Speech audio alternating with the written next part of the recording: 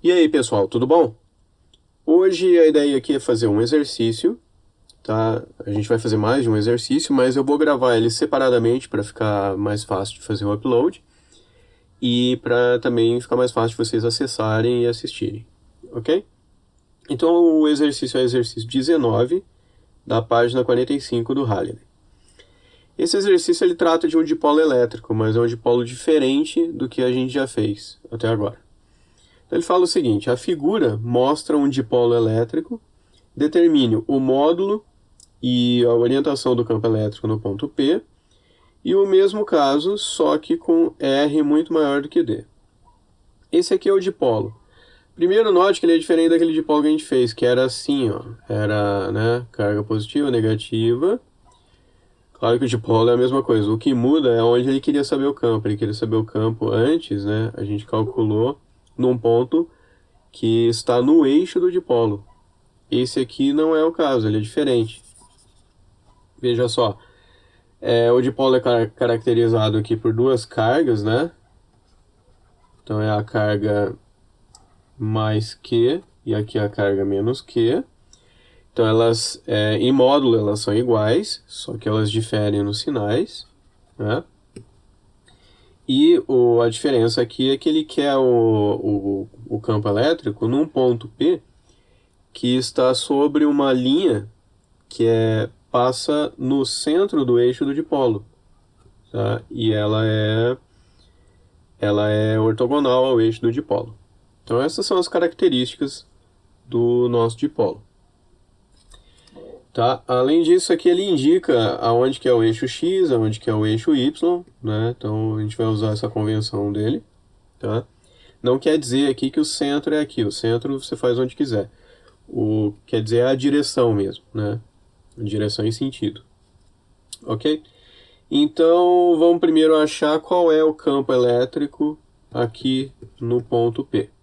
Primeiro, eu vou estabelecer aqui quais são as retas que ligam a carga ao ponto onde a gente quer saber o campo elétrico. Por que eu tenho que fazer isso? Porque a gente vai usar o campo elétrico da carga pontual, né? E daí é assim que a gente calcula. A gente vai, que é o campo elétrico no ponto P, então eu preciso da distância entre o ponto P e a carga. Então esse aqui, por exemplo, é a distância entre a carga positiva e o ponto P. Agora tem a distância entre a carga negativa e o ponto P. Só que repara o seguinte: qual é essa distância? Vamos ver em relação à carga positiva. Ó, se esse lado aqui é R e esse lado aqui é D sobre 2, né, esses aí são os catetos desse triângulo. Então a distância é o que? É a hipotenusa, né? Que dá o que? R ao quadrado mais D ao quadrado sobre 4. Só que daí você veja que a distância entre a carga negativa e o ponto P é a mesma coisa, né? Aqui também vai ser R, essa distância, e aqui também o tamanho é D sobre 2. Então aqui também é R ao quadrado mais D ao quadrado sobre 4. Porque eu elevei ao quadrado D sobre 2. Certo? E daí repare outra coisa, né? Como isso aqui é um dipolo, essas cargas têm o mesmo módulo. O módulo é Q. Portanto, a intensidade do campo elétrico, lá no ponto P, para cada uma delas vai ser igual, né? Ó, qual é o módulo aqui da carga do campo devido à carga positiva? É 1 sobre 4πε0, daí mais Q, dividido pela distância ao quadrado, né? Que vai dar o quê? R ao quadrado mais D ao quadrado sobre 4. E da carga negativa? Da carga negativa vamos chamar de E negativo, é 1 sobre 4πε0, aí nesse caso é menos Q sobre a distância ao quadrado. Como é uma raiz, então a raiz quadrada fica ao quadrado, cai a raiz, né? Fica só o que está dentro da raiz. Então tá aí. Veja que as duas são absolutamente iguais, tirando o quê? Tirando o sinal da carga. Então a gente pode usar esse fato ao nosso favor. A gente já vai ver como. Tá? Então vamos olhar aqui agora direções e sentido. Vamos olhar qual é a direção e sentido do campo positivo. Lembra como é que eu faço para saber a direção do campo? Eu venho aqui e imagino uma carga aqui no ponto P, que é uma carga bem pequena, né, uma carga teste, e essa carga teste ela tem que ser positiva. Se ela é positiva, é claro que o campo vai ser o do que? De repulsão, né? Que a carguinha positiva ali, ela vai ser repelida da carga positiva Q. Então, o campo vai apontar para cá. Lembra que é sobre a mesma linha que liga as duas cargas, né? Vou fazer um pouco maior aqui. Então, esse aqui é a direção e sentido da carga do campo positivo. Ok, e devido à carga negativa? Agora imagina de novo lá no ponto P a carga teste, que é positiva. Se ela é positiva, ela se atrai pela carga menos Q, né? Então, se ela se atrai, a gente coloca nessa direção aqui, ó. E daí veja o seguinte, eu coloquei essas duas flechas representando o campo elétrico de cada um com o mesmo tamanho. Isso não é por acaso. Por que que elas têm o mesmo tamanho? Porque elas têm o mesmo módulo. O módulo da carga do campo negativo é igual ao módulo da carga do campo da carga positiva. Ok? Então elas têm o mesmo módulo. Portanto, a representação é com setas do mesmo tamanho. Ok? Certo. Agora olha só.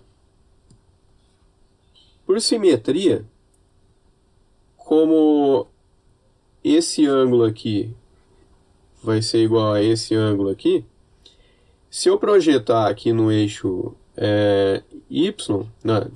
eixo X, o campo negativo, o que vai dar? Vai dar esse vetor que eu estou colocando aqui, certo? Se eu projetar agora o campo da carga positiva no eixo X, vai dar esse aqui. Como o ângulo de projeção, os ângulos ali são iguais, como os campos têm o mesmo módulo, essas duas setas têm o mesmo módulo, só que elas apontam em direções diferentes. Então, essa seta aqui cancela aquela ali, a que está à direita. Como se fosse um cabo de guerra, né? Tem a mesma força dos dois lados, então ela se cancela. Ok? Ou seja, eu não preciso saber qual é o campo total ali no ponto P na direção X. Tá? Muito bem. Agora vamos ver na direção Y. Então agora eu vou projetar na direção Y. A direção Y, vamos colocar certinho, tá aqui. Tá? Agora, se eu projetar bem bonitinho aqui o campo positivo e o campo negativo e somar eles, o que vai acontecer? Então essa aqui, digamos, seja a projeção do campo positivo. Tá? Eu vou fazer de outra cor a do campo negativo. Lembra que eles têm que ter, apesar do meu desenho aqui, eles têm que ter o mesmo tamanho, né? Aqui está o negativo. Agora eu somo essas duas projeções, o que acontece? É como se eu simplesmente duplicasse uma delas, né? As duas têm o mesmo tamanho. Então vai dar um campo resultante com o dobro daquele tamanho. Vamos fazer aqui, tentar fazer o melhor que a gente consegue. Vai chegar mais ou menos aqui. Então vai ser esse campo aqui. Tá? Outro modo de somar, é claro, você pode fazer o paralelograma, né? Faz aqui, por exemplo, desse lado faz uma reta paralela ao E negativo, desse lado faz uma reta paralela ao E positivo, e daí a soma sai do ponto de origem e vai até esse ponto ali de encontro dessas duas retas paralelas. Ok? É uma soma vetorial. Então esse, na verdade, é o nosso campo. Só sobra esse. Não tem na direção positiva. Tem na qual direção? Na direção de Y negativo. Tá? Aí vamos chamar então esse campo de, por exemplo, E total. É o que sobrou. né? É a soma dos dois. Então esse é o E total, tá? Agora olha só, por que me facilita saber todas essas simetrias que o E positivo tem o mesmo módulo do E negativo, que os ângulos são todos iguais ali, né? Por exemplo, esse ângulo é igual a esse, etc. Por que isso ajuda? Porque daí eu posso simplesmente dizer que o E total, vamos dizer, o módulo do campo, é igual a quê? É 2 vezes o módulo do campo, por exemplo, positivo, projetado na direção de y, tá? Vamos colocar aqui, por exemplo, esse ângulo para fazer a projeção. Vou chamar de θ. Por que eu escolhi esse? Porque é o mesmo, esse ângulo é igual a esse aqui, tá? Já vai ficar claro por quê. Esse ângulo aqui, olha só, para você projetar ele, usando ele, o cateto onde eu estou projetando é o oposto ao ângulo, né? Então eu uso seno de θ.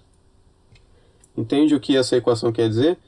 Eu estou dizendo que o módulo do E total, no módulo desse campo aqui, é igual a 2 vezes o E positivo, só que projetado usando seno de θ, que é o que eu mostrei aqui no desenho, né? Eu projetei o E positivo aqui, deu essa flechinha amarela, projetei o E negativo, deu a flechinha vermelha, e daí eu somei os dois, né? E daí me deu quem? O E total. Eu estou dizendo que o módulo desse E total é igual a essa soma. Ok? E daí me facilita muito mais, né? Ali para fazer. Por que eu usei aquele ângulo? Porque ali onde eu coloquei, desse lado aqui, eu não sei qual é o valor dele, mas se eu usar que ele é igual a esse ângulo aqui, né, e dei uma olhada em geometria, para você entender por que esses dois ângulos são iguais, mas basta você prolongar essa reta, né, e essa aqui, ó, você vai ver que essa verde é paralela à outra, e daí esses ângulos são iguais. Ok, quem é aquele ângulo? Aquele ângulo seno de θ é igual aqui, cateto oposto sobre hipotenusa. O oposto aqui é o d sobre 2 e hipotenusa aqui a gente já calculou, né? Então vamos lá. Cateto oposto é d sobre 2, aí dividido, né, ou multiplicado pelo inverso, mais fácil aqui de enxergar, sobre quem? Raiz de r ao quadrado mais d ao quadrado sobre 4. Muito bem. Então agora, para calcular isso, tudo que eu tenho que descobrir é quem é esse módulo do E positivo. Então vamos lá. O E positivo quem é? Eu já calculei aqui, ó. E o módulo dele é ele mesmo, porque ele não é negativo. Eu só coloquei o módulo porque, por exemplo, eu poderia ter usado o negativo. Aí quando aparecesse ali menos que, seria a mesma coisa que mais que. Tá? O modo de dizer que só me importa aqui a magnitude dele, né? Não me importa direção e sentido, porque eu não estou tratando vetorialmente. Ok, então quem é? 1 sobre 4π ε0 vezes a carga Q dividido, eu já fiz lá, né? R ao quadrado mais d ao quadrado sobre 4. Aí lá fora está o d sobre 2 e 1 sobre raiz de r quadrado mais d ao quadrado sobre 4.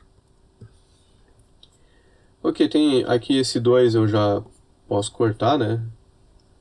E essa raiz eu posso multiplicar por isso aqui e colocar um fator só, porque r ao quadrado mais d ao quadrado sobre 4 está elevado a 1, vezes a raiz, a mesma coisa que o número elevado a meio.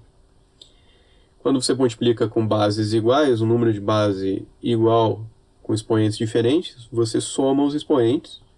Isso aqui vai dar r ao quadrado mais d ao quadrado sobre 4. 1 mais meio é igual a 3 meios. Tá bom? Então, E total é igual a 1 sobre 4π epsilon zero, Q vezes D, sobre r ao quadrado mais d ao quadrado sobre 4 elevado a 3 meios. Certo? Essa é a resposta. Pelo menos do módulo do vetor. Para dizer direção e sentido, por exemplo, você pode colocar aqui na direção de y negativo. Que foi o que a gente concluiu aqui.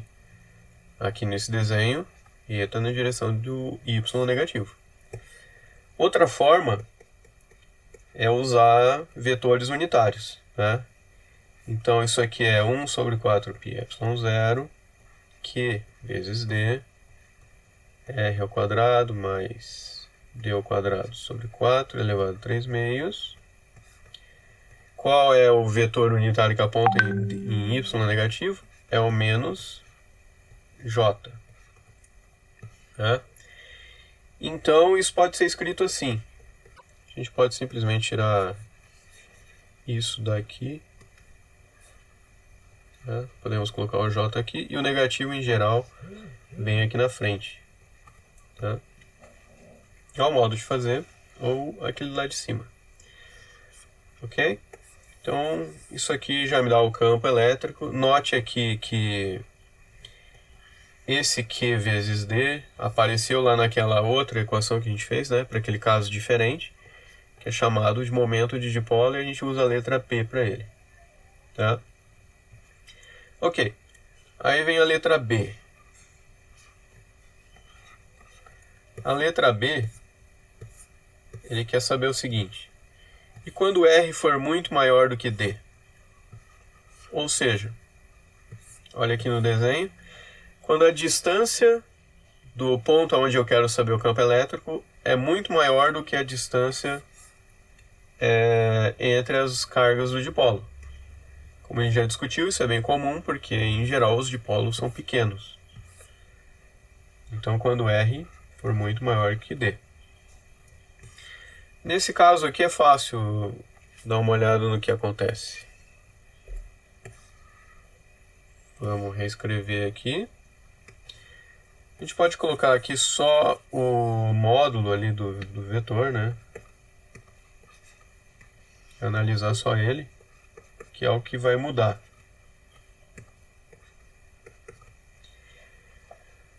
Ok, se faltou zero ali na constante epsilon zero. Se R é muito maior do que D, o que acontece? Aqui dentro desse parênteses, Então R muito maior do que D, R ao quadrado vai ser muito maior ainda, Por exemplo, se R for 10 à terceira, ao quadrado vai ser 10 à sexta, 1 milhão.